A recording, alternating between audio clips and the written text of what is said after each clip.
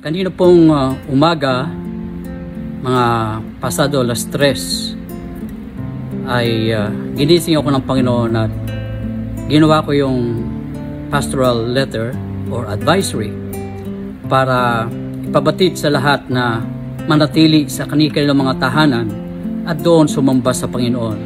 Manalangin, ipagdiwang ang araw ng Panginoon sa kanilang mga tahanan bilang pagsunod sa pinag-uutos ng ating pamahalaan.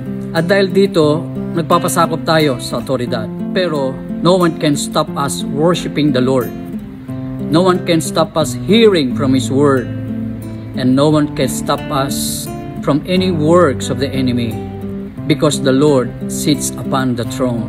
Ang Panginoon po ay nasa kanyang luklukan, sumusubaybay sa atin, naghihintay sa atin kung ano ang ating magiging response, ating tugon sa mga oras na ito ng mahigpit na pinatutupad na total lockdown.